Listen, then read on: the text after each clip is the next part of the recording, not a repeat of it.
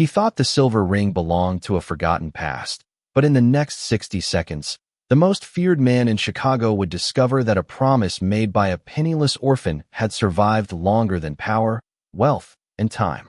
The ballroom shimmered beneath towering crystal chandeliers, every polished surface reflecting elegance that only old money and absolute authority could buy. Politicians exchanged quiet smiles with billionaires, famous athletes laughed beside judges, and a string quartet filled the room with music so delicate it almost disappeared beneath the murmur of expensive conversations. At the center of it all stood Ethan Castellano, the man whose name alone could silence an argument before it began.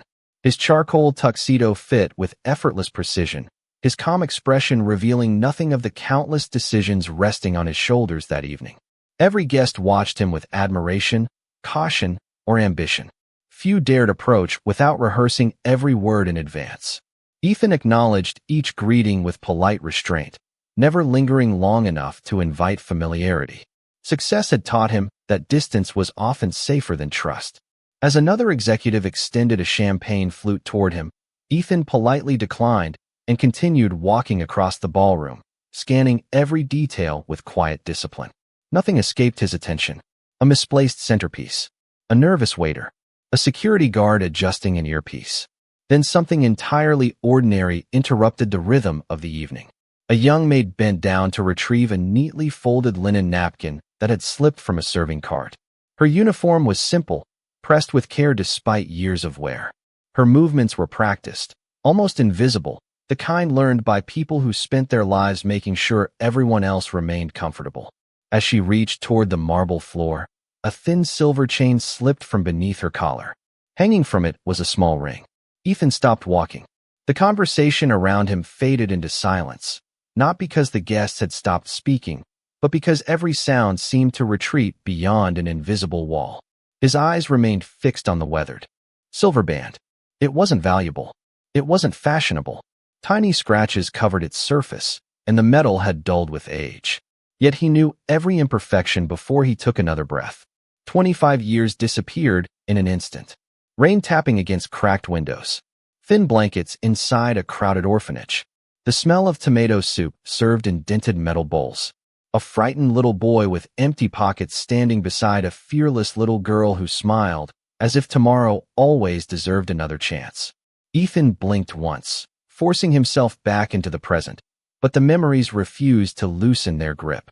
The maid gently tucked the ring back beneath her uniform without noticing the man staring at her from across the room. She lifted the napkin, apologized softly to a passing guest for causing the smallest inconvenience, and continued pushing the serving cart as though nothing unusual had happened. Ethan's heartbeat grew heavier. Impossible. That ring had vanished decades ago. He remembered every detail because he had saved for months to buy it from a tiny secondhand store near the orphanage. It had cost less than $10, but to an 11-year-old boy, it had represented an impossible fortune. On the afternoon he left after being adopted, he had slipped the ring into the little girl's hand. She had laughed, teasing him for giving her something so serious. Embarrassed, he had looked away before whispering words he barely understood himself. One day, I'll come back for you. One day, I'll marry you. Children made impossible promises every day. Adults forgot them. Life erased them. Or so Ethan had believed. Yet the ring standing only 30 feet away had survived everything that should have destroyed it. His assistant approached quietly with a leather portfolio. Mr. Castellano, the governor is ready whenever you are. Ethan never looked away from the maid. Give me 5 minutes, he answered. His assistant hesitated, surprised. Ethan had never delayed an important meeting for anyone. Sir.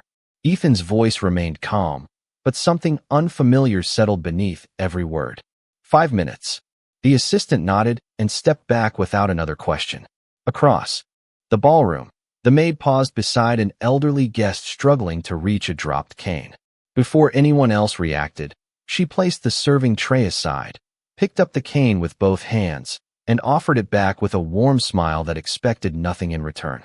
The old gentleman thanked her, but within seconds another guest brushed past without acknowledging her existence. She simply smiled again and continued working. Ethan felt another memory surface, sharper than the first. A little girl dividing her own dinner in half because another orphan had gone hungry. a little girl insisting that kindness counted even when nobody noticed. His chest tightened. Could it really be her? Had she carried that ring through every hardship while he spent decades searching in all the wrong places? The music continued. Glasses clinked. Laughter echoed beneath the chandeliers. Yet for Ethan Castellano, the grand ballroom had disappeared completely. There was only a quiet woman wearing a faded silver ring, and a promise that suddenly refused to remain buried in the past. Ethan remained exactly where he was long after the maid disappeared through a service doorway, his attention fixed on the place where she had been standing only moments before. The governor, the investors, and every carefully arranged conversation suddenly felt distant, as though they belonged to someone else's life. He had spent years convincing himself that memories could be locked away if enough success was built on top of them, but a single worn silver ring had quietly undone everything. Without saying another word, he stepped away from the ballroom and followed the corridor leading toward the staff area, careful not to attract attention. The sounds of laughter gradually faded behind heavy wooden doors until only the hum of air conditioning and the gentle rattle of rolling service carts remained. Ahead of him, the young maid was arranging clean glasses onto a polished tray with patient, deliberate movements. She worked with the same quiet focus she had shown in the ballroom, never rushing, never complaining, even though everyone around her seemed too busy to notice her existence. Ethan stopped several feet away, uncertain for the first time in years. He had negotiated billion-dollar agreements without hesitation, but now he struggled to speak a single sentence. Before he could decide what to say, another employee called the young woman from across the hallway. "Grace, could you bring these fresh linens to the west dining room?" She answered with a warm smile. "Of course. I will take them right away." The name echoed inside Ethan's mind. Grace. It was not the name he remembered. The little girl from the orphanage had answered to another first name before entering the foster care system. But children were often renamed after adoption attempts, temporary placements, or legal paperwork that never lasted. His memories suddenly felt less certain than the ring itself. Grace lifted the basket of folded linens and walked past him without recognizing his face. She offered the same respectful smile she had given every guest that evening. "Excuse me, sir." Ethan stepped aside automatically. As she passed, the silver chain appeared once more beneath the collar of her uniform. The ring swung gently with each step, catching the hallway light for only a fraction of a second before disappearing again. Ethan noticed something else. On the inside of the band, barely visible from where he stood, were tiny hand-carved letters. His breathing slowed. Years ago, with nothing more than a borrowed nail and endless determination, a frightened 11-year-old boy had scratched two initials inside that inexpensive ring because he could not afford professional engraving. Nobody else in the world should have known those letters existed. Grace disappeared around the corner, leaving Ethan standing alone with questions that refused to leave him. He reached into the inside pocket of his jacket and removed an old leather wallet. Hidden behind his business cards was a faded photograph protected by clear plastic. The picture showed a group of children standing outside a weathered brick orphanage on an autumn afternoon. Time had almost erased their faces, but one little boy stood beside a smiling black girl whose eyes carried the same quiet kindness he had witnessed only minutes earlier. Ethan stared at the photograph, then toward the empty hallway where Grace had vanished. After 25 years of searching through records, private investigators, and dead ends, he suddenly realized that the answer he had been chasing might have been working only a few steps away from him all along. Grace never noticed the man who quietly watched her from the opposite end of the hallway. To her, he was simply another distinguished guest attending another elegant event, someone whose world existed far above her own. She continued through the hotel with the same steady rhythm that had shaped every working day for the past several years. Every polished table, every carefully folded napkin, every spotless glass reflected the discipline she carried with quiet pride. While others hurried from task to task, Grace believed that even the smallest act deserved care because someone, somewhere, would be touched by it. The silver ring resting against her heart never left its place beneath the collar of her uniform. Every morning before sunrise, she held it gently in her hand for a few seconds before beginning her day. It had become more than jewelry. It was the only object that connected her to a childhood filled with faces that had slowly faded from memory. She could no longer remember every name from the orphanage, but she remembered one promise spoken by a shy little boy whose courage had been greater than his circumstances. Over the years, she had often wondered whether he had found a happy life. She never imagined that destiny could quietly guide two lives back toward the same place. Inside the ballroom, preparations continued for the evening's charity auction. Managers hurried across the floor reviewing every detail, while servers moved with careful precision between beautifully decorated tables. Grace returned carrying fresh linens, just as two wealthy socialites entered the room, discussing designer jewelry and luxury vacations. One of them noticed the thin silver chain slipping from beneath Grace's collar as she adjusted a centerpiece. "That is an unusual necklace," the woman remarked with a polite smile that carried more curiosity than kindness. Grace instinctively covered the ring with her hand. "It has sentimental value," she answered softly. The woman glanced at the worn metal for only a moment before returning her attention to the sparkling diamonds around her own wrist. "Some things are worth keeping, I suppose." They continued walking without another thought, leaving Grace standing quietly beside the table. She did not feel embarrassed. She had learned long ago that people often measured value by appearance while forgetting that memories could become priceless. Across the room, Ethan had witnessed the brief exchange without interrupting. He noticed the way Grace instinctively protected the ring, not with fear, but with quiet devotion. Nobody guarded an object that carefully unless it carried a story too precious to lose.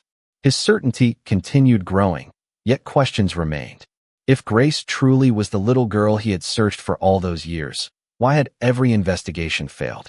Why had every record ended with unanswered questions? Why had fate chosen this ordinary evening for their paths to cross again? Ethan motioned discreetly for his longtime chief of staff, Daniel Brooks, who approached within seconds. Daniel had worked beside Ethan for nearly 15 years and recognized immediately that something extraordinary had happened. Ethan spoke in a calm voice that revealed almost nothing. "I need everything you can legally find about one employee." Daniel nodded. "Name?" Ethan looked toward Grace as she carefully helped an elderly couple find their seats before returning to her work with the same gentle smile. "Grace Carter," he replied. "Do not involve anyone else. Do not let her know she is being looked into. And bring me every record you can find before sunrise." Daniel had handled sensitive assignments across the country, yet he had never heard Ethan sound so unexpectedly personal. As Daniel quietly disappeared to begin the search, Ethan looked once more at the faded ring resting against Grace's heart. Somewhere between forgotten memories and unanswered questions, he could feel the past beginning to unlock itself one careful piece at a time. The charity gala finally settled into its elegant rhythm as speeches began and cameras flashed across the ballroom, yet Ethan heard almost none of it. His attention drifted again and again toward Grace as she moved quietly from table to table, anticipating every guest's needs before anyone spoke a word. She carried herself with remarkable calm, offering the same genuine kindness to a famous senator as she did to an elderly couple who had quietly wandered away from their assigned seats. She never sought recognition, and perhaps that was exactly why she stood out.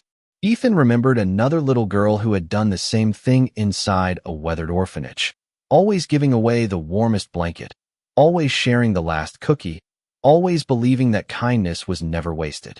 He had spent years convincing himself those memories had grown larger with time, softened by nostalgia, but watching Grace made every detail feel painfully real again. Nearly an hour passed before Ethan finally found an opportunity to speak with her without drawing attention. She had stepped into a quiet service pantry to organize fresh coffee cups before the dessert course. Ethan entered slowly, making sure not to startle her. Grace turned immediately and offered the same respectful smile she gave every guest. "Good evening, sir. Is there anything that I can help you with?" Ethan studied her expression. There was no sign of recognition, no hesitation, only simple professionalism. "Actually," he replied gently, "I wanted to thank you. I noticed how kind you were to several guests tonight." Grace smiled modestly. "Everyone deserves to feel welcome. That is part of my job." Ethan shook his head almost imperceptibly. "No, that is part of who you are." For a brief moment, Grace seemed unsure how to respond.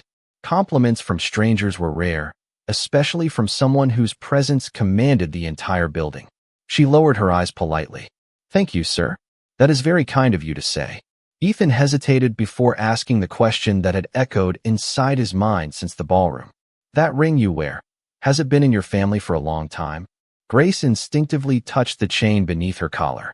A gentle smile appeared, different from the professional one she offered everyone else. It was warmer, more personal, almost nostalgic. No, she answered quietly. Someone very special gave it to me a long time ago. Ethan felt his pulse quicken. Do you still know where that person is? Grace looked down for a moment before softly shaking her head. I have not seen him since we were children. We grew up together for a while, and then one day he was adopted. I was happy for him because he finally had a family. She laughed softly at the memory. Before he left, he made the biggest promise that 2 children could possibly make. We were too young to understand how complicated life could become. Ethan listened without moving. Every word matched the memories he had carried for decades. Grace continued arranging the cups as though she were simply sharing an old story that no longer mattered. I used to wonder if he remembered. Then I realized that life moves people forward. Some promises are beautiful because they remind us that, at least once, someone believed our future could be brighter than our present. She looked back at Ethan with calm eyes.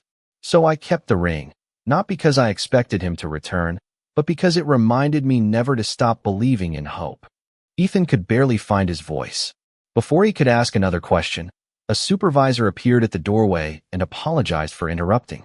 Grace, we need your help in the East Ballroom. She nodded immediately. I will be right there.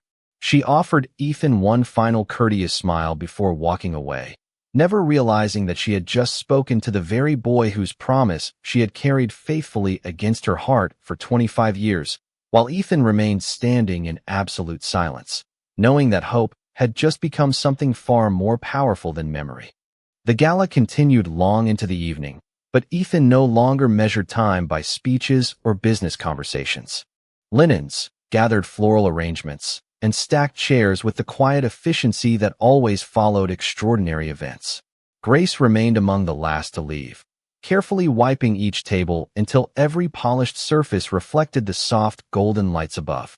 She thanked her co-workers, wished the overnight crew a peaceful shift, and quietly disappeared through the employee entrance carrying nothing more than a small canvas bag.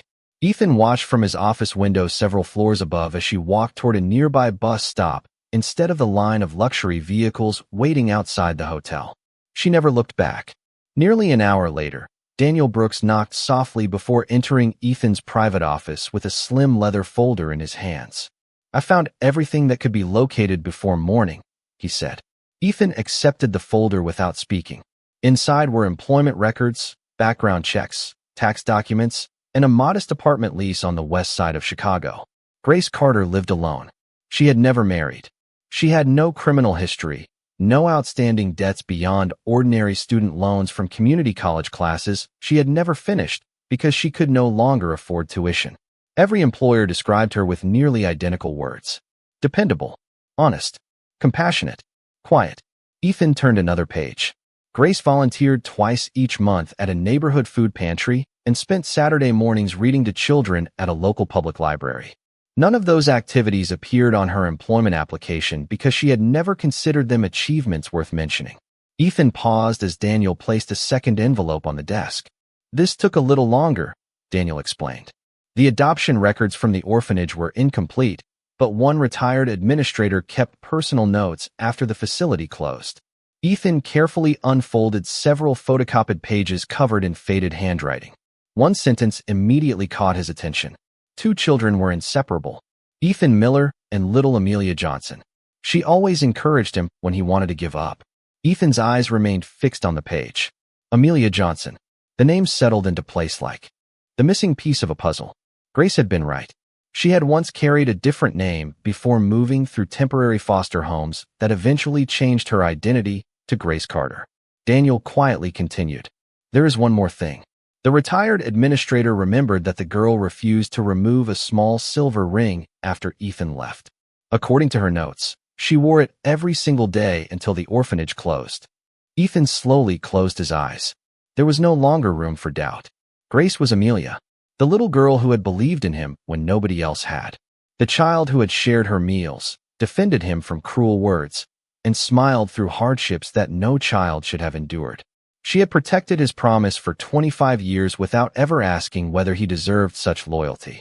Ethan stood and walked toward the large window overlooking the sleeping city. Thousands of lights stretched across the skyline, each representing another story, another life, another forgotten dream. For years he had searched every place except the one where destiny had quietly been waiting. Behind him, Daniel spoke carefully. "What would you like me to do next?" Ethan kept his eyes on the city below before answering in a calm voice, filled with quiet conviction. "Nothing that changes her life without her knowing. She has waited long enough for promises.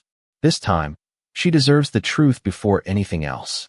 At that moment, neither man realized that someone else connected to Ethan's carefully planned future would soon notice the unexpected attention he had begun giving to a quiet hotel maid.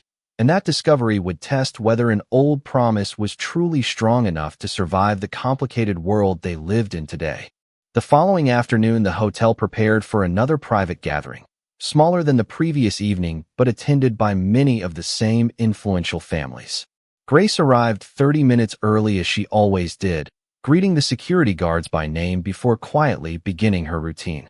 She checked every table, adjusted every chair, and placed fresh flowers in perfect alignment without expecting anyone to notice. To her, excellence was a habit rather than a performance. Ethan arrived through a private entrance, but resisted the temptation to seek her out immediately. He had made himself a promise during the sleepless hours before dawn. He would not overwhelm her with a truth that belonged as much to her as it did to him. She deserved honesty delivered with patience, not emotion delivered without thought. Yet fate rarely waited for perfect timing. As guests filled the ballroom, a familiar voice echoed across the marble floor.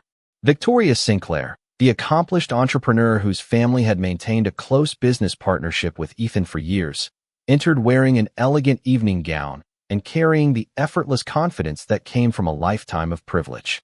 She greeted several guests before walking toward Ethan with a warm smile.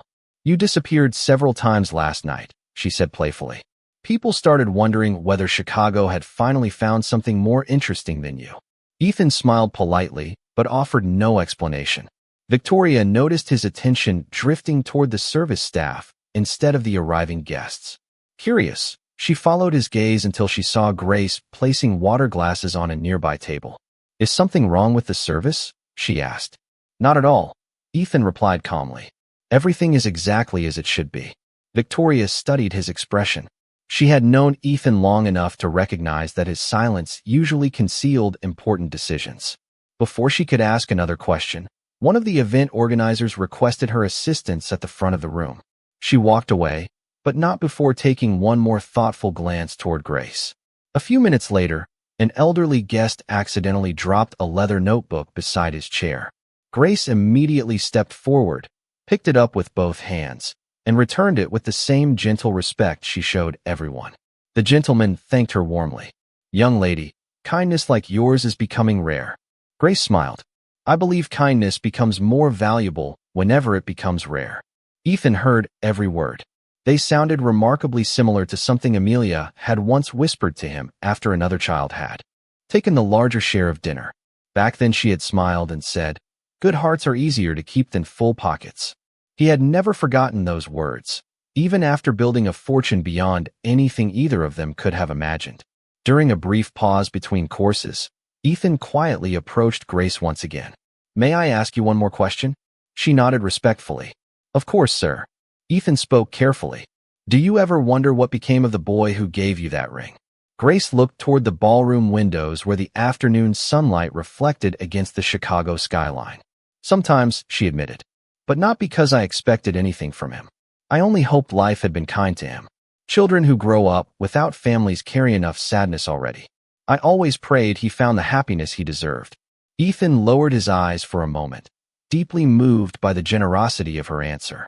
She had spent 25 years wishing him well without knowing whether he had ever thought of her again. Before he could respond, Daniel appeared quietly beside him with a discreet nod that only Ethan understood. There was another document waiting in his office, one final piece of evidence recovered from the closed orphanage. Ethan realized that before he revealed the truth to Grace, he needed to see that final memory with his own eyes, because some promises deserve to return exactly as they had been left. Daniel closed the office door behind him before placing a weathered cardboard box on Ethan's desk. Unlike the polished folders filled with legal documents and background reports, this box carried the unmistakable marks of time. Its corners were worn, faded handwriting covered one side, and a small label identified it as one of the final personal belongings recovered when the old orphanage had permanently closed years earlier. The retired administrator kept this in storage, Daniel explained quietly. She said it belonged to two children who were inseparable, but nobody ever came back to claim it. Ethan carefully lifted the lid.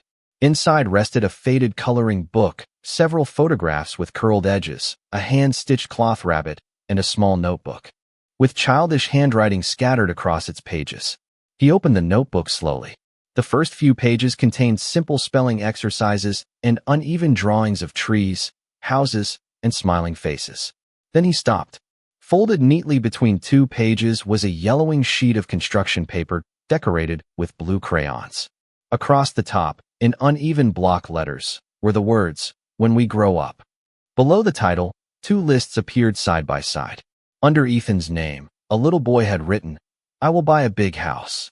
I will never let Amelia be hungry again." Under Amelia's name, written in careful handwriting, were the words, "I hope Ethan always smiles. I hope he finds a family. I hope he remembers me."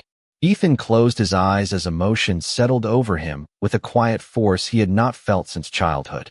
Of every dream they had imagined together, only one remained unfinished. Daniel reached into the box once more and handed Ethan a faded instant photograph. Two children stood beneath a large maple tree behind the orphanage. The little girl smiled brightly while the nervous little boy held something hidden behind his back. Written across the bottom in blue ink were 6 simple words. "Best friends forever. Do not forget." Ethan gently traced the handwriting with his thumb. It belonged to Amelia. At that very moment, Grace was downstairs helping prepare the ballroom for the evening reception, completely unaware that pieces of her childhood had finally found their way home. Ethan looked toward the office window before making a decision that could no longer wait. "Invite everyone into the ballroom after dinner," he told Daniel. "The guests, the staff, everyone." Daniel looked surprised. "Everyone?" Ethan nodded. "Some stories deserve witnesses." Less than an hour later, the evening program reached its conclusion. Instead of leaving immediately, the guests noticed Ethan stepping onto the small stage normally reserved for charity presentations. Conversations gradually faded until the ballroom became almost silent. Victoria watched with quiet curiosity from the front row, sensing that this unexpected moment had nothing to do with business. Hotel employees paused near the walls, uncertain why they had also been asked to remain. Grace stood beside several co-workers near the back of the room, still wearing her simple uniform and the familiar silver ring beneath her collar. Ethan's eyes found her immediately despite the hundreds of people surrounding them. He took a slow breath before speaking. "Tonight, I planned to thank everyone for supporting an important cause, but I discovered something far more valuable than any donation could ever provide." Every face turned toward him. Ethan held up the faded instant photograph for the audience to see. 25 years ago, two children made promises they were too young to understand. One of them believed those promises had been forgotten. The other spent years searching without realizing how close the answer had always been. Grace looked at the photograph from across the ballroom. Even from a distance, she recognized the old maple tree behind the orphanage. Her heartbeat quickened as forgotten memories began rising one by one. And for the first time since that extraordinary evening had begun, she looked directly into Ethan's eyes, not as a distinguished guest, but with the quiet feeling that somehow she had seen those eyes once before in a completely different life. Grace stood motionless near the back of the ballroom, unable to look away from the faded photograph in Ethan's hand. The smiling children beneath the old maple tree seemed impossibly familiar, yet it was not the picture that unraveled the years between them. It was the way Ethan looked at it, with gratitude instead of nostalgia, with quiet affection instead of regret. Slowly, almost without realizing it, Grace reached beneath the collar of her uniform and wrapped her fingers around the silver ring resting against her heart. The room remained silent as Ethan stepped down from the stage and began walking toward her. Every guest instinctively moved aside, creating a path neither of them had expected to walk again. Victoria watched without jealousy or anger, only curiosity, sensing that she was witnessing a chapter of someone's life that had begun long before she had ever met Ethan. When he finally stopped in front of Grace, neither of them spoke for several long seconds. Their eyes searched each other, looking beyond the years, beyond different names, beyond the separate lives they had built. Ethan carefully held out the instant photograph. Grace accepted it with trembling hands. The moment she saw the little girl smiling beside the nervous boy, another memory surfaced with perfect clarity. She remembered an autumn afternoon, colorful leaves falling across the orphanage yard, a shy boy hiding something behind his back, and her own laughter when he nervously placed a simple silver ring into her hand. Tears gathered in her eyes before she looked up at Ethan again. "You?" she whispered softly. "You were Ethan." He nodded with a gentle smile. "And you were Amelia." The name settled over the ballroom like a forgotten melody, finally completed. Grace closed her eyes for a moment as years of unanswered questions quietly dissolved. She had carried that promise not because she expected it to come true, but because it reminded her that once, during the hardest season of her life, someone had believed she mattered. Ethan spoke with the same sincerity he had carried since childhood. "I searched for Amelia for years. Every record ended with another name, another address, another unanswered question. I never stopped looking. I simply did not know where life had taken you." Grace smiled through quiet tears. "I stopped searching because I wanted you to have a beautiful life. Every birthday, I wondered if you were happy. That became enough for me." Several guests gently wiped their own eyes while hotel employees stood perfectly still, witnessing a reunion that no carefully planned event could ever equal. Ethan reached into the inside pocket of his jacket and removed the small notebook from the orphanage. He opened it to the page titled, "When We Grow Up," and handed it to Grace. She read the childish handwriting slowly, smiling as familiar memories returned one by one. Then she laughed softly through her tears. "You really wanted to buy a big house." Ethan laughed with her for the first time that evening. "I did, but I forgot the most important part until I saw your ring again." Grace looked at him with quiet warmth. "You did not forget. Otherwise you would never have come looking." Ethan gently shook his head. "No, you remembered for both of us." Around them, the elegant ballroom no longer felt divided between wealthy guests and hardworking staff.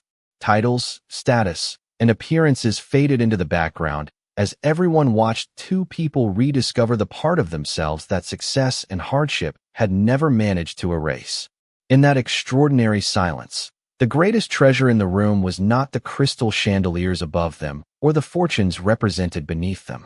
It was a worn silver ring that had quietly carried hope through 25 years until two forgotten children finally found each other again. The ballroom remained perfectly still as Ethan looked at Grace with the same quiet sincerity that had once belonged to an 11-year-old boy standing beneath an old maple tree. Everything he had built over the years suddenly seemed secondary to the simple promise that had brought them back together. He smiled gently before speaking. "There is one more place I would like to show you." Grace nodded, still holding the faded photograph and the little notebook close to her heart. Together, they stepped outside onto the hotel's private garden terrace where the sounds of the city softened beneath the evening breeze. Small lights glowed along the stone walkway, and the skyline stretched across the distance like 1,000 silent stars. Neither of them hurried to fill the silence. Some moments deserved to breathe on their own. Ethan stopped beside a large maple tree that had been planted years earlier as part of the hotel's memorial garden. He looked up through its branches and laughed quietly. "I suppose life has a remarkable sense of humor." Grace followed his gaze and smiled. "It almost feels like home." Ethan reached into his jacket and carefully removed the silver ring from the chain around Grace's neck after asking permission, with nothing more than a gentle glance. She nodded, trusting him completely. He held the worn ring in his open palm, studying every tiny scratch that time had never erased. "When I gave you this," he said softly, "I had nothing. Except hope. I thought becoming successful would be the hardest part of my life. I was wrong. The hardest part was believing I might never find you again." Grace felt tears gather once more, but this time they carried gratitude instead of sadness. "You found me," she whispered. "And you remembered." Ethan smiled. "No, you remembered enough for both of us." Slowly, He lowered himself onto one knee, not because wealth or tradition required it, but because humility was the only language that truly belonged to that moment. Every person who had quietly followed them onto the terrace watched without speaking. Even the evening breeze seemed to pause. Ethan looked up at Grace with the same honest eye she had trusted as a child. Many years ago, I made a promise before I understood what life would ask of us. Today I understand exactly what that promise means. I cannot change the years we lost, but I can choose every year that comes next. Amelia, Grace, whatever name life has given you, the person you have always been is the greatest gift I have ever received. If your heart still has room for the little boy who promised to come back, will you let me spend the rest of my life keeping that promise? Grace could no longer hold back her tears. She gently helped Ethan back to his feet before placing both of her hands around his. I never kept the ring because I expected this day, she said. I kept it because it reminded me that hope is worth protecting. Today, hope came back. She slipped the same worn silver ring onto her finger once again, exactly where it had belonged all those years before. The guests quietly applauded, but the loudest sound was the shared joy reflected across every face, from hotel executives to kitchen staff, from longtime friends to complete strangers.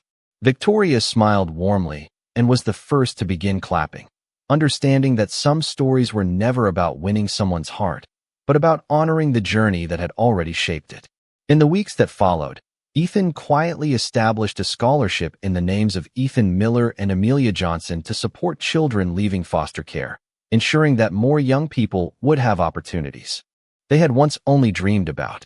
Grace continued serving others with the same kindness that had always defined her, proving that dignity never depended upon a title or a paycheck. Together, they visited the place where the old orphanage had once stood and planted another maple tree, a living reminder that promises rooted in compassion can survive every season of life. And on that quiet afternoon, the world remembered what dignity looks like.